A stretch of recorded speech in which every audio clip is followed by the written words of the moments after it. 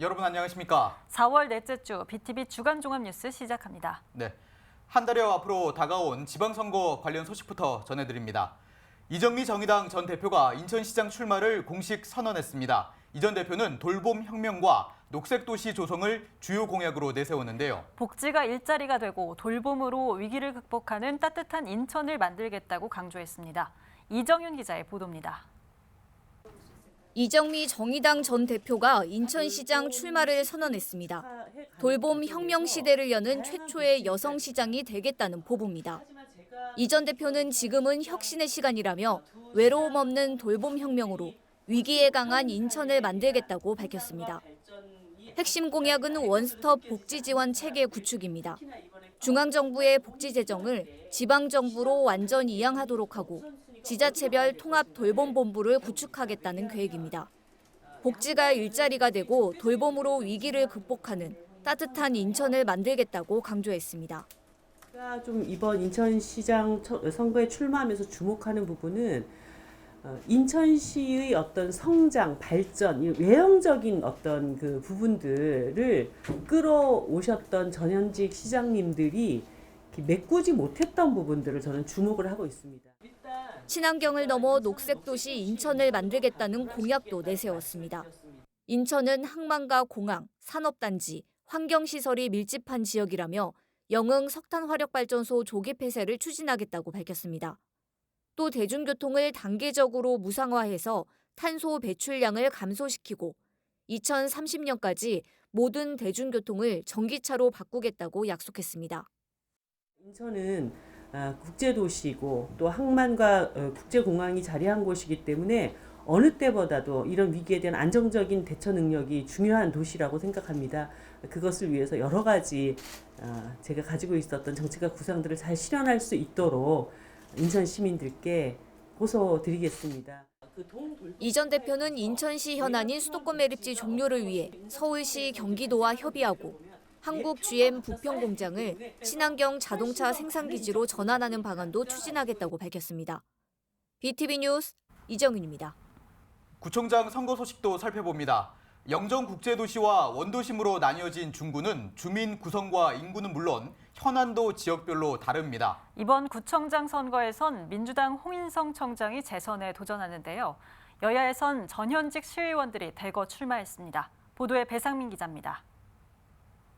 중구청장 선거에서 더불어민주당은 홍인성 청장과 영정 원도심 지역구 시의원 2명, 새 후보 간 경선이 성사됐습니다. 재선 도전에 나서는 홍인성 청장은 청와대 행정관, 박남춘 의원실 보좌관을 거쳐 4년 전 중구청장이 됐습니다. 안병배 예비후보는 중구 원도심에서 4대, 6대, 8대 3선 시의원을 지냈고 현재 인천교육청 평생학습관 운영위원장을 맡고 있습니다. 조광희 예비후보는 영종 지역에서 8대 시의원을 지냈으며 현재 민주당 중앙당 부대변인입니다. 한편 민주당 후보로 입후보했던 김홍복 전 중구청장은 공관위 심사에서 탈락했습니다. 국민의힘은 시의원 출신 2명의 후보가 출마합니다. 6대, 7대 시의원을 지낸 김정은 예비후보는 4년 전 구청장 선거에 출마했다 고배를 마셨고 이번이 재도전입니다. 박정숙 예비후보는 자영업자로 8대 시의회에서 비례대표 시의원을 지냈습니다. 이 밖에 국민의당에서 출마한 전재준 후보는 행정안전부 부의사관을 지냈으며 현재 한국재난안전컨설팅협회 회장을 맡고 있습니다. 민주당은 경선을 거쳐 이달 말까지 단수 후보를 확정한다는 계획입니다. 최근 국민의당과 합당한 국민의힘은 20일과 21일 이틀간 국민의당 후보를 대상으로 추가 후보 접수를 받고 있어 최종 후보 선정에는 다소 시간이 걸릴 전망입니다. BTV 뉴스 배상민입니다. 네, 동구청장 선거에 나서는 후보군도 살펴보죠. 더불어민주당에서는 현 구청장을 포함해 모두 4명이 출사표를 던졌습니다. 합당을 추진하는 국민의힘과 국민의당에서도 7명이 도전장을 냈습니다. 이정윤 기자의 보도입니다. 동구는 인천의 대표적인 원도심으로 꼽힙니다. 특히 인천의 8개 구 가운데 노인 인구 비율이 가장 높습니다. 현재 65세 이상 노인 인구는 20%를 넘어 초고령 사회로 진입했습니다. 하지만 대규모 재개발 사업 등이 추진되면서 변화도 꾀하고 있습니다. 이번 6일 지방선거에서 동구 유권자들의 표심을 잡기 위한 구청장 후보군 경쟁은 치열합니다. 우선 더불어민주당에선 4명이 출사표를 던졌습니다. 허인한 동구청장이 재선에 도전하고 남궁영 전 인천시 의원과 전용철 전 인천시 의원, 이동균 민주당 인천시당 원도심 발전특별위원장이 예비후보 등록을 마쳤습니다. 민주당은 이들 4명에 대한 경선을 확정했습니다. 국민의힘에선 6명이 예비후보로 등록해 당내 경쟁이 더 치열합니다. 오성배 전 동구 복지환경국장, 이환섭 전 중부경찰서장, 강진석 전 인천시 아동보호 전문기관 소장이 도전장을 냈습니다. 또 김기인 국민의힘 인천시당 부위원장, 박영우 동구의원, 유일용 전 인천시 의원도 출사표를 던졌습니다. 국민의힘과 합당하는 국민의당에선 김찬진 동구 미추홀구 갑 지역위원장이 출마를 선언했습니다. 현직 구청장과 전현직 시의원, 구의원 등이 대거 출사표를 던지면서 격전지로 부상하고 있습니다. BTV 뉴스 이정입니다. 여야가 다가오는 지방선거의 의원 의석수를 늘리기로 합의했습니다. 인천의 광역의원 지역구 의석수는 기존 33석에서 36석으로 늘어나는데요. 연수구 1곳과 서구 2곳의 선거구가 추가됐습니다. NIB 이하영 기자입니다. 6일 지방선거에선 인천시의원 정수가 36석으로 3석 늘어납니다. 인구가 늘어난 지역과 그렇지 못한 지역에 따라 선거구 획정을 재조정한 건데 인천에선 연수구 1곳, 서구 2곳의 선거구가 추가됐습니다. 연수구는 기존 선거구에서 인구가 급격히 늘어난 송도국제도시에 송도 13동을 제4선거구로 분리하고 나머지 송도 2, 4, 5동을 합쳐 새로운 선거구인 제5선거구를 만들었습니다. 기존 4곳의 선거구에서 5곳의 선거구로 늘어난 겁니다. 서구는 기존 선거구 4곳에서 2곳이 추가되는데 가정 1, 2, 3동과 성남 3동, 신현 원창동, 또 검단동과 불로대곡동, 원당동, 아라동을 각각 묶어 2곳의 선거구가 새로 만들어졌습니다.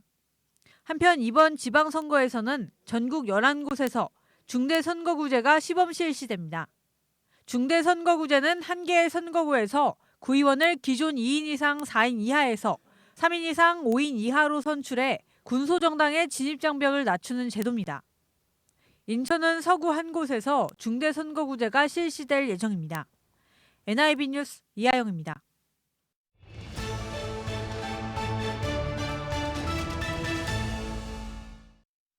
서울시는 지난 2019년 3.1운동 100주년을 맞아서 김상옥 의사 생가터 일대에 역사적 의미를 알리는 조형물 설치 등을 계획했습니다. 그런데 전혀 실현되지 않은 걸로 확인됐습니다. 3년이 지난 지금 독립운동가의 활동터 모습은 어떻게 바뀌었는지 그 실태를 집중 보도합니다. 먼저 강혜진 기자가 서울 종로 지역을 다녀왔습니다.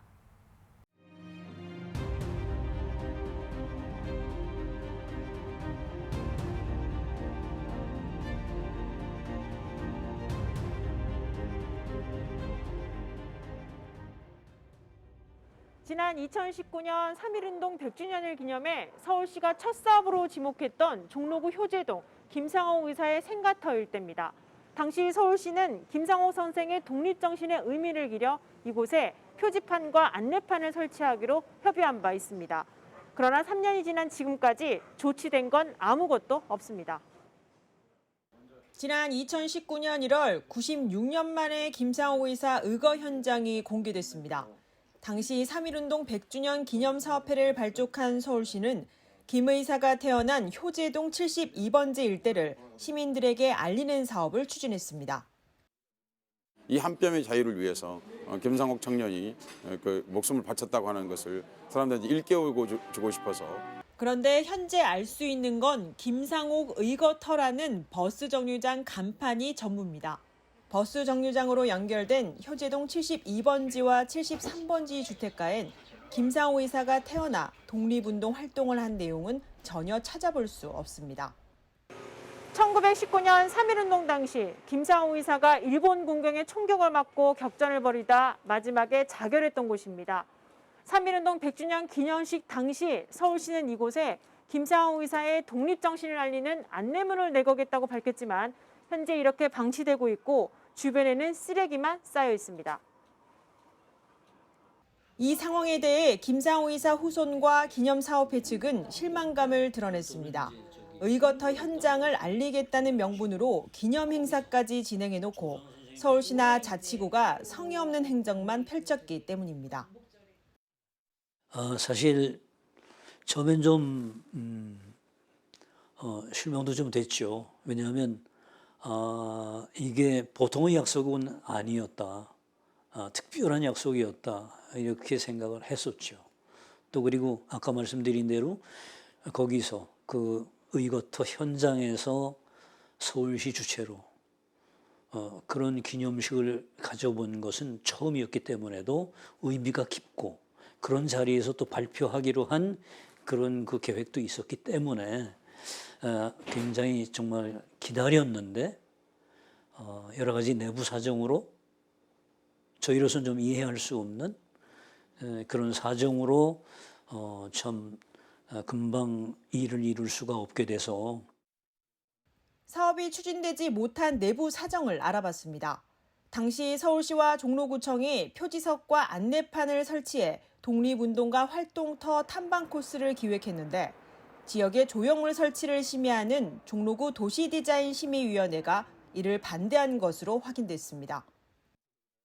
심사하는 과정에서 김상옥 열사는 표지석도 YMCA 앞에 있지, 명예도로명도 그 앞에 앞면에 돼 있지.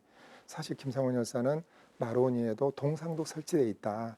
이 한 사람에게 너무 많은 것을 설치하면 여타 다른 분은 어떻게 할 거냐. 또 지금 이제 도시 디자인 심의는 정말 그 도심 비우기 사업, 또 중복 설치에 대해서는 상당한 엄격한 잣대로 심사를 하거든요. 그래서 그 심사 과정에서 중복 설치는 너무 과하다. 결국 3년 넘게 방치된 이 사안에 대해 독립운동가 후손들은 선조들의 활동터를 알리는 사업은 반드시 지속돼야 한다고 조언합니다. 후손분들께서 이거를 해달라라고 요청을 하셨던 게 아니고 이제 서울시에서 먼저 하겠다라고 얘기를 했던 건데 이제 그렇게 얘기를 하고 난 다음에 이루어지지 않는다면 이제 당연히 후손 입장에서는 이제 아무래도 기분이 안 좋은 것도 안 좋지만 언짢을 수도 있죠. 그렇다 보니까 먼저 약속을 했던 부분들에 있어서는 이제 당연히 약속을 이행을 해야 된다고 생각을 하는데 김상호 의사에 이어 3.1운동의 도화선 역할을 한 김마리아 열사의 활동터에도 옛 정신요고 자리에 세운 동상과 마을버스 정류장 이름이 전부입니다. 일제강점기에서 벗어나 독립을 향해 목숨 바친 이들의 활동이 100주년 기념 때 화려한 조명을 받았지만 행정기관의 무관심 속에 지금은 방치되고 있는 안타까운 실정입니다. BTV 뉴스 강혜진입니다. 네, 인천에서는 독립운동가 백범 김구 선생 동상을 둘러싼 논란이 되풀이되고 있습니다. 시민들이 성금을 모아 인천대공원에 동상을 건립했는데 역사성을 문제로 이전 필요성이 제기되고 있는 건데요. 동상 이전 문제보다 백범 정신을 재조명하는 게 더 중요하다는 지적도 나옵니다. 이어서 이정윤 기자의 보도입니다. 인천대공원에 조성된 백범광장입니다. 이곳에 백범 김구 동상과 모친인 광락원 여사의 동상이 세워진 건 지난 1998년. 김구 선생의 독립정신을 기리기 위해 동상 건립 인천시민추진위가 구성됐고 성금 7억 원을 모았습니다. 동상 건립이 추진된 건 인천과의 인연이 깊기 때문입니다. 김구 선생은 1896년에 일본군 중이 스치다를 살해한 혐의로 또 1911년에는 독립운동을 한 혐의로 체포돼 인천 교도소에서 2차례 옥고를 치렀습니다. 광락원 여사는 감리서 주변에 기거하며 허드렛 일을 해서 얻은 찬밥을 바가지에 담아 아들이 갇혀있는 감옥에 날라주며 힘든 옥바라지를 했습니다. 이 때문에 김구 선생은 생전에 어머니 동상을 인천에 세우고 싶다는 뜻을 갖고 있었습니다. 이런 사연이 알려지면서 인천의 김구 동상과 함께 광락원 여사의 동상이 세워진 겁니다. 당시 동상 건립 장소로 인천대공원이 선정된 이유도 있었습니다. 거를 다 고증을 해서 완성하기 직전에 김구선생님이 돌아가셨던 거예요. 그래서 그 어머님의 동상을 그 석고 상태로 갖고 있었는데 1997년도에 그러니까 7년 이전에 인천에 있는 사람들이 그 사연을 알고 그 김구선생님 어머님 동상을 세우고 싶어 했던 그 소원을 풀어드리려고 했는데 기왕이면 김구선생님 동상하고 같이 세웠으면 좋겠다. 그러다 보니 두 분의 동상을 세우려고 하니 그 김구선생님이 원했던 그 길은 너무 좁은 길이었던 거예요. 그래서 그 인천에 계셨던 분들이 좀 더 이렇게 번듯하게 두 분 동상을 세우기 위해서 장소를 물색하던 중 그 인천 대공원이 선정이 됐던 거죠. 하지만 지역에선 김구 동상 이전에 대한 목소리가 나오기도 했습니다. 시민들의 접근성이 떨어지고 특별한 역사성이 없는 곳에 세워졌다는 이유에서입니다. 감옥 생활을 하고 노역을 했던 장소로 이전이 필요하다는 의견이 나온 겁니다. 인천시의회에서도 이 문제가 제기됐었고 인천시는 신중한 입장을 보였습니다. 김구 선생 스스로도 인천 지역을 의미심장한 역사적 장소라고 표현했을 만큼 인천은 김구 선생과 연관성이 높은 곳인데 현재는 특별한 연구와 역사성이 없는 인천 대공원에 백범 동상이 세워져 있을 뿐입니다. 그러니까 만국공원은 뭐 백아도 동상, 한미수교 100주년 기념탑 이런 게 있고 또 감옥 생활하셨던 감리서터나 이런 데는 주상복합 건물이 들어가 있고 막 이런 문제들이 있는데 그 고증이나 이런 거 통해서 이거는 그야말로 뭐 내항으로 이렇게 이전을 얘기하시는 분들이 있어요. 그 부두에서 노무 공급하셨던 그런 그 발자취 때문에 그렇게 해야 된다라는 말씀들을 하시는 분도 있지만 이런 것들은 좀 시민들의 의견이 어떤가도 굉장히 중요하니까 면밀한 검토가 좀 필요하다 이렇게 생각합니다. 인천시는 지난 2019년 3.1운동 100주년을 맞아 백범광장 정비와 김구 동상 이전 방안을 모색하기도 했습니다. 하지만 동상을 이전할 만한 마땅한 부지를 찾기 어렵고 관계기관 협의도 쉽지 않은 상황. 특히 동상 이전에 대한 의견도 엇갈리고 있습니다. 모자가 인천서 함께 어려운 시기를 지냈고 인천과 인연을 맺었었고 어떻든 대한민국 임시정부 내지는 독립운동에 그렇게 크게 기여했던 그런 분이라고 하는 면에서 인천 대공원에 세워져 있는 거는 뭐 합당한 일이라고 보고 또 그 당시에 그분네들이 거기다 세운 것도 그 시절의 역사예요. 김구 동상이 건립된 지 20년이 흐른 현재까지 되풀이되고 있는 이전 논란. 동상 이전에 매몰되기보다 백범 정신과 독립운동사를 재조명하는 것이 더 중요하다는 지적이 나오고 있습니다. BTV 뉴스 이정윤입니다.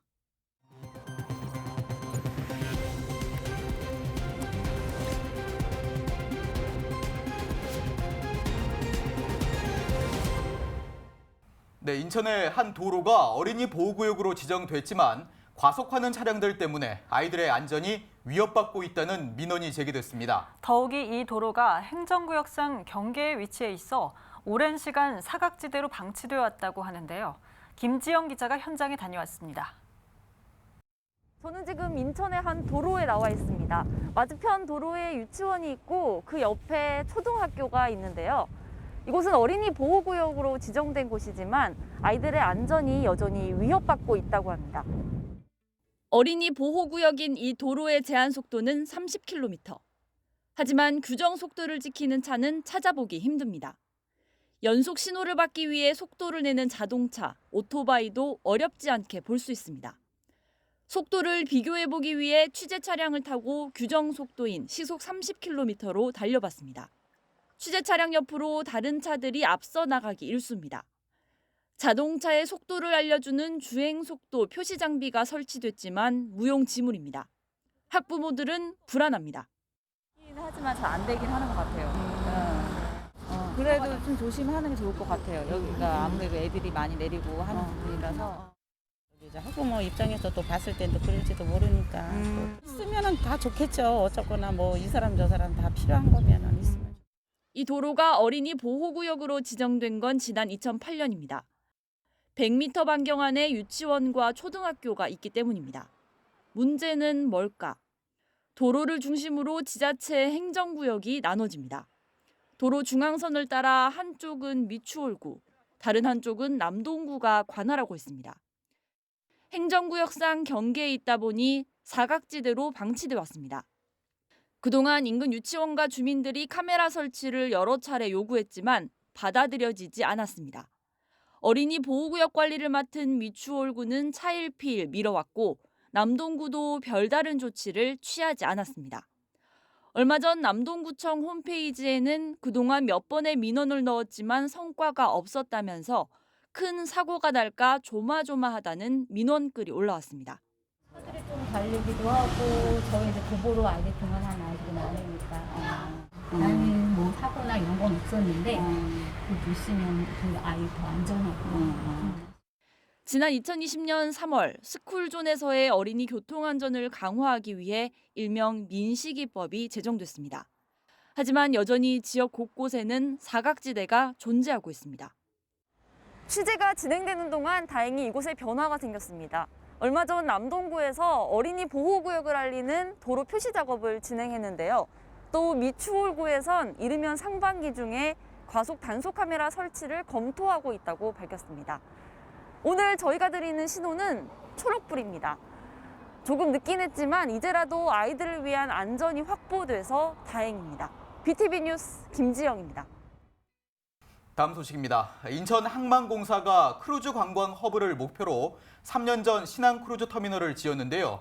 이듬해 코로나19 직격탄을 맞으면서 2년간 운영이 중단됐습니다. 최근 코로나19 상황이 나아지면서 인천 항만공사가 크루즈 운항 재개를 준비하고 있습니다. 배상민 기자입니다. 지난 2019년 4월 문을 연 인천항 크루즈 터미널. 280억 원을 투입해 터미널 동과 이동식 갱웨이를 갖추었으며 세계 최대 규모인 22만 5천 톤급 초대형 크루즈선 정박이 가능합니다. 하지만 이듬해 코로나19 직격탄을 맞았습니다. 2020년부터 현재까지 크루즈선의 국내 입항이 금지되면서 사실상 개점 휴업 상태. 최근 국내외 코로나 상황이 나아지면서 오는 10월 오세아니아 크루즈의 MS 레가타5가 인천항에 입항할 예정입니다. 이에 IPA는 선제적으로 크루즈 운항 재개 준비에 나섰습니다. 레가타5를 맞이하기 위해 접안 시설을 정비하고 유관기관과의 협의를 통해 선박의 원활한 입출국 수속을 대비할 예정입니다. 또한 월드 크루즈 유치 확대를 위한 포트 세일즈를 실시하고 국내 최대 규모 크루즈 부두 시설과 수도권 관광지를 홍보해 크루즈에 대한 대국민 관심도를 높이기 위해 지난 1분기에 이어 2분기에도 인천항 해양관광 서포터즈를 운영합니다.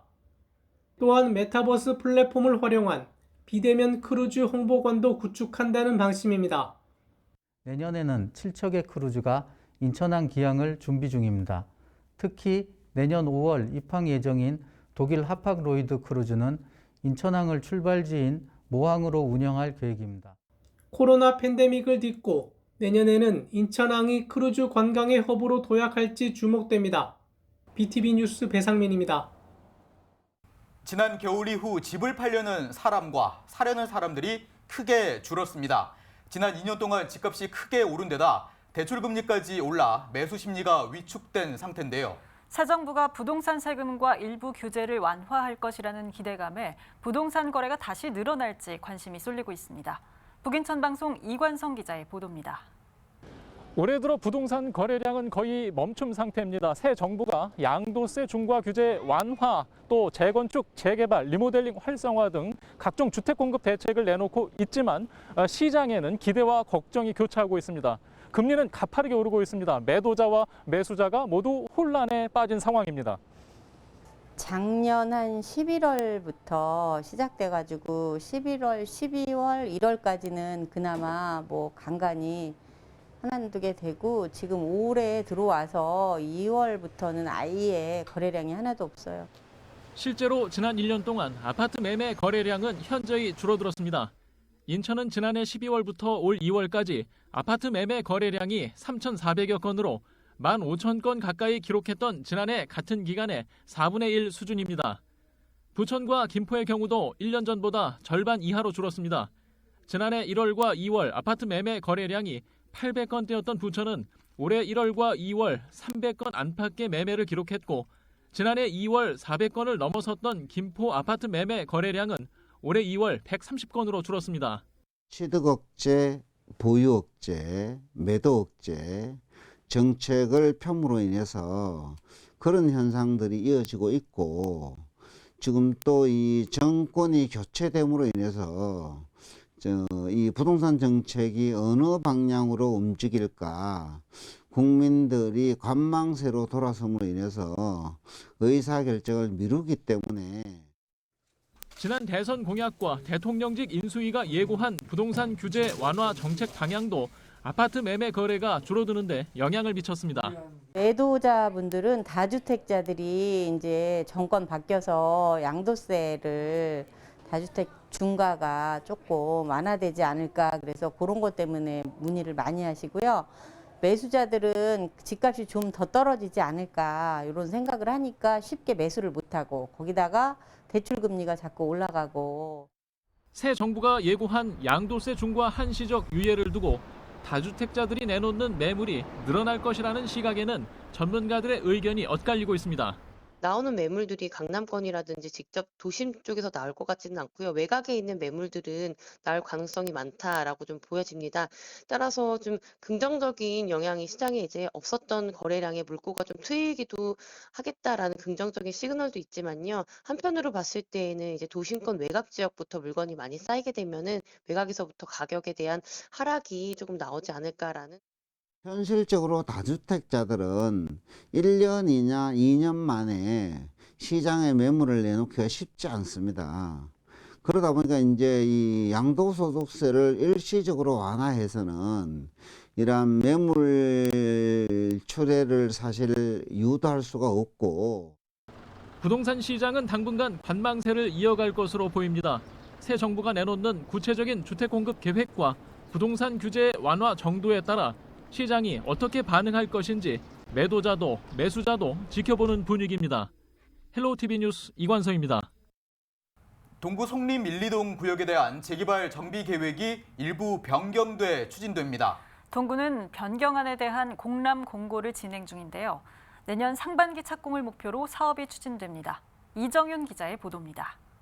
동구 송림 1, 2동 구역입니다. 이 일대가 정비구역으로 처음 지정된 건 지난 2009년입니다. 뉴스테이 사업으로 추진되다 지난 2020년 일반 재개발 정비 사업으로 변경 고시됐습니다. 신속한 사업 추진을 위해 정비 계획이 일부 변경됐습니다. 정비구역 면적은 15만 3,784제곱미터에서 15만 5,489제곱미터로 늘어났고 계획 세대수는 3,610가구에서 3,263가구로 줄었습니다. 동구는 이 같은 내용의 정비계획 변경 공람 공고를 진행 중이며 구의의 의견도 청취했습니다. 주요 변경 내용은 서부교회의 편입에 따라 정비구역 면적을 변경하였으며 도로, 공원, 공공청사 등 도시계획시설과 종교용지 등의 위치와 규모 등 토지 이용 계획을 일부 변경하였습니다. 다양한 평형 반영에 따른 주택 수급 계획을 변경하고자 하는 사항입니다. 구의회는 정비계획 변경에 따른 추가 부담금 문제 등은 없는지 물었고 재개발 사업 추진 시 인근 학교에 피해가 없도록 대책 마련을 주문했습니다. 변경될 경우에 그럼 다시 거래처분 계획에 대한 부분도 다시 또 그 변경해가지고 또 거기에 따른 자기 부담금이라든가 혹은 또 이제 그 분양이라든가 특히나 이 분양 같은 경우에는 지금 이제 저희가 35평대를 많이 늘린 것 같은데. 석학이야 뭐 진동도 많이 발생할 거잖아요. 비산먼지 이런 부분에 대해서 학교 측하고도 충분히 협의가 돼야 되고 어쨌든 아이들의 건강권하고 학습권이 침해되지 않도록 이런 협의를 조합 측하고 잘 이끌어 주셨으면 좋겠습니다. 구의회 의견 청취를 마친 동구는 관리 처분 계획 인가 후 5월부터 경관 심의와 인천시 도시계획위원회 심의를 진행한다는 계획입니다. 또 하반기 2주를 시작해 내년 상반기 착공을 목표로 사업이 추진될 예정입니다. BTV 뉴스 이정윤입니다.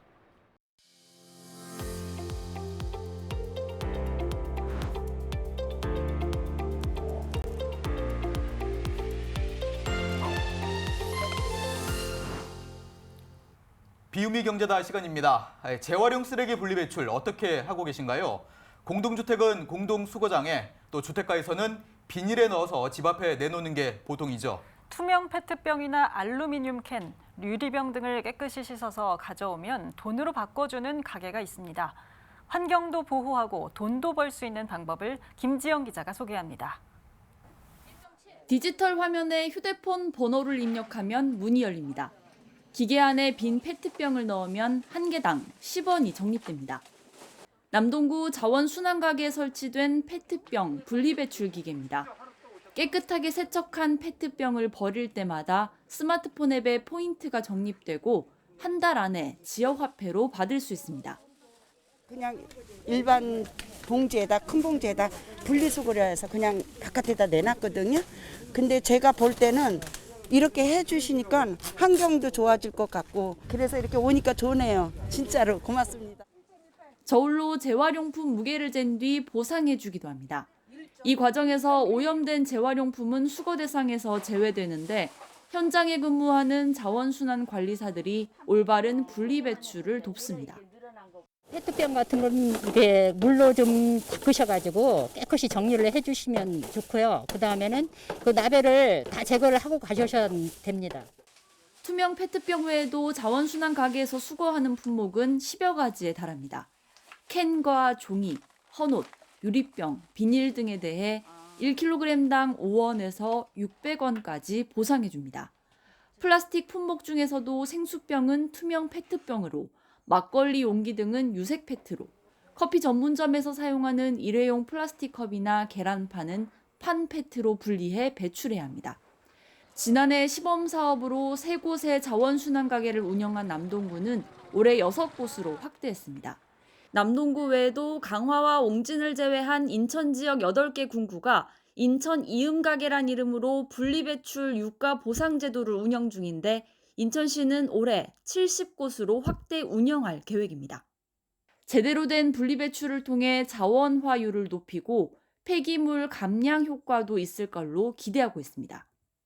주민들이 분리배출을 하는데 이게 이제 깨끗하게 되지 못하다 보니까 오염물질이 섞여져 있어가지고 그런 거는 아무래도 이제 자원화율을 하는데 다소 떨어지거든요. 그러니까 애초에 이제 처음부터 분리수거 할 적에 깨끗하게 되는 거를 함으로 인해 가지고 자원화율을 더 높일 수가 있는 거죠. 한국소비자원 조사에 따르면 2018년 기준 국내 페트병의 재활용률은 80%에 달합니다. 하지만 재질이 다른 플라스틱과 혼합 배출돼 고부가가치 재활용이 어렵다는 문제가 한계로 지적되었습니다. 제대로 버리면 돈이 되는 재활용품 분리배출, 폐기물을 줄이고 자원 순환율을 높이는 사례가 되고 있습니다. BTV 뉴스 김지영입니다.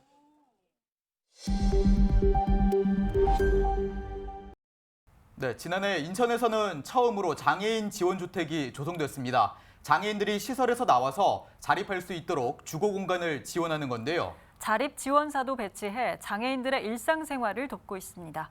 이정윤 기자의 보도입니다. 인천에 처음 조성된 장애인 지원주택입니다. 임정훈 씨는 이곳에 입주한 뒤 하루하루 새로운 경험을 하고 있습니다. 요양보호사 자격증 취득을 준비 중인데 열심히 저축을 해서 결혼을 하겠다는 꿈도 생겼습니다. 자립을 앞두고 걱정이 많았지만 지원사들이 일주일에 서너 차례 찾아와 도움을 주고 있습니다. 자립을 해가지고 이제 나와서 이제 스스로 해야 된다는 게 제 가장 큰 걱정이었어요. 그래서 이제 모르는 부분이 있으면 이제 주변에서 선생님들을 도와주고 이제 좀 차근차근 이제 알려주고 이제 배워나가는 중이에요. 인천의 첫 장애인 지원주택에는 8세대가 입주를 마쳤습니다. 자립을 원하는 장애인들이 새 보금자리를 찾은 겁니다.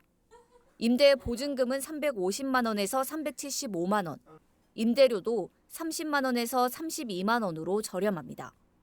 특히 재계약 횟수 제한이 없기 때문에 영구 거주가 가능합니다. 이름원에 친구들이랑 모여서 같이 있었는데 혼자 이렇게 자기만의 공간이나 혼자 살고 해서 그게 되게 좋았어요. 자립지원사들은 공과금 납부부터 버스표 예매하기, 금전 관리 방법까지 장애인들의 소소한 일상생활을 돕습니다. 직접 해보지 않아서 저희들한테 뭐 대신 해주세요 이렇게 하는 경우가 있었거든요. 근데 저희는 이제 직접 해주기보다는 스스로 한번 해보세요. 그래가지고 방법을 알려주는 거죠. 그 방법을 알려줘서 스스로 할 수 있게끔 하는 게 저희의 목표입니다. 인천시는 주거전환센터 LH 인천본부와 함께 장애인 지원주택을 확대해 나갈 계획입니다. 우선 올해 9월 중 두 번째 지원주택이 마련됩니다. 앞으로 인천시는 보건복지부 탈시설 장애인 지역사회 자립지원 시범사업 선정을 계기로 자립지원 사업이 탄력을 받을 것으로 보고 있습니다. 3개년 사업으로 올해는 도입기로서 시, 군, 구 자립지원 네트워크를 만들고 인천시 탈시설 민간협의체를 구성할 계획입니다. 인천시는 시설에서 거주하는 장애인들을 대상으로 지원주택에 대한 수요 조사를 진행합니다. 새로 짓는 장애인 지원주택의 경우 설계 단계부터 장애인 편의시설도 반영한다는 계획입니다. BTV 뉴스 이정윤입니다. 인천의 대표적인 원도심인 중동구 지역은 학생 수 감소로 어려움을 겪고 있습니다. 학교 이전도 논의되는 상황에서 인천교육청이 원도심 교육환경 개선을 모색하고 있습니다. 배상민 기자입니다. 동구 송림동에서 60년 가까이 있다 2015년 송도국제도시로 이전한 방문여중 방문여고, 중구 재물포고, 송도중학교도 신도시 이전을 추진하고 있습니다. 모두 원도심 학생 수 감소와 열악한 교육 환경 때문입니다.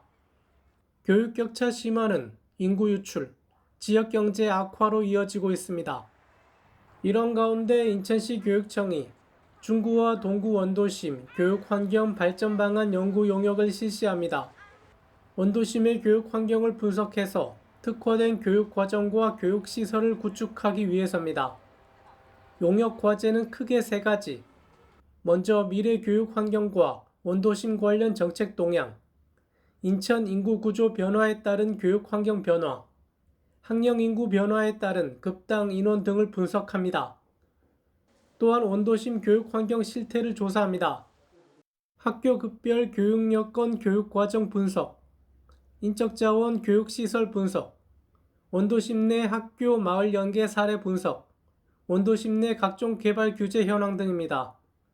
마지막으로 중동구 원도심 교육 격차 해소를 위한 발전 방안을 모색합니다.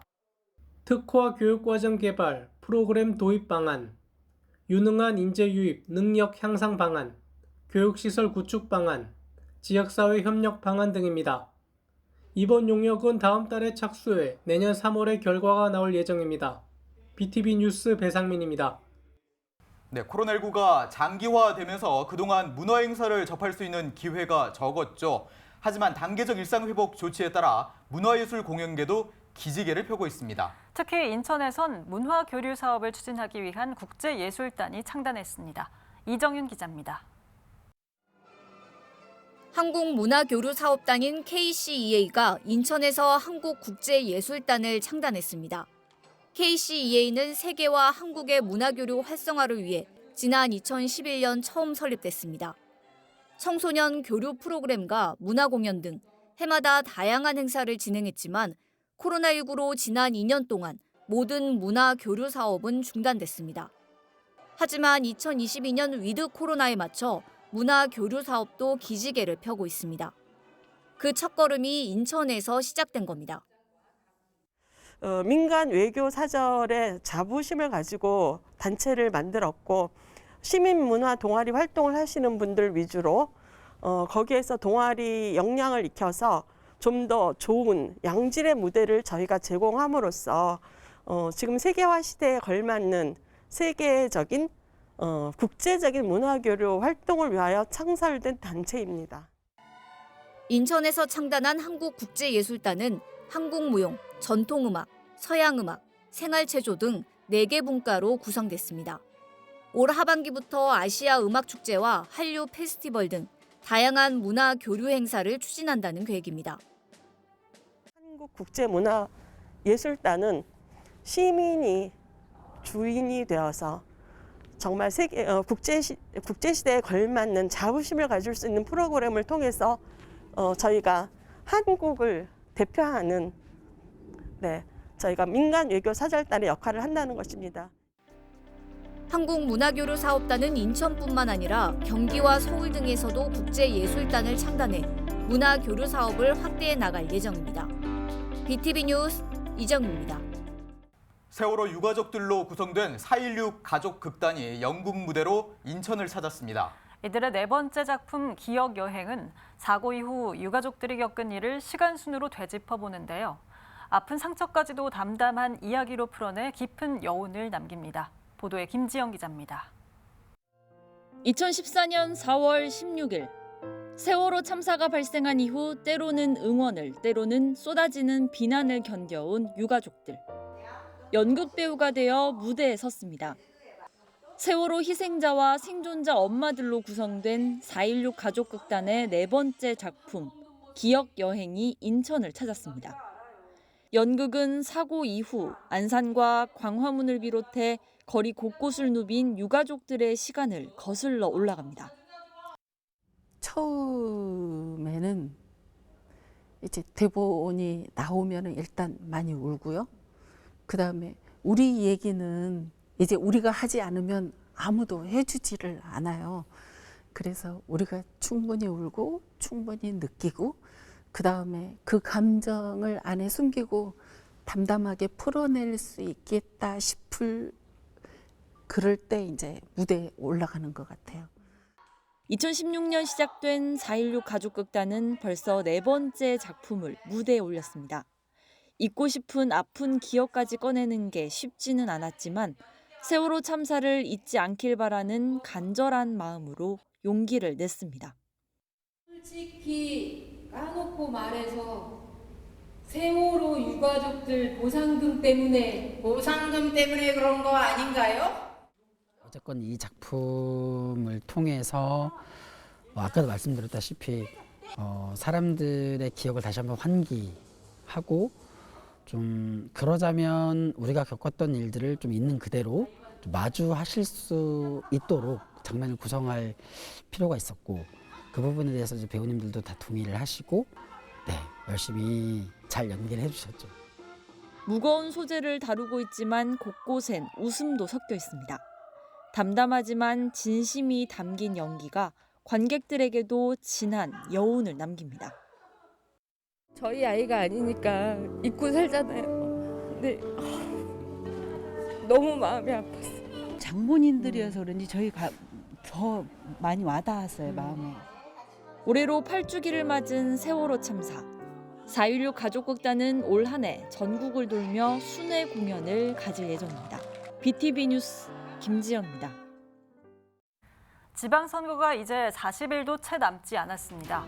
각 선거구마다 후보들이 결정되고 있고 구체적인 공약도 하나둘 제시되고 있습니다. 네, 누가 우리 지역에서 출마하는지 또 그들이 어떤 약속을 하는지 유권자들이 관심을 갖는 것만이 더 나은 지역 일꾼을 뽑을 수 있습니다. 저희도 더 자세히 그리고 더 빠르게 선거 소식 전하도록 하겠습니다. 이상으로 BTV 주간 종합 뉴스를 마칩니다. 시청해주신 여러분 고맙습니다.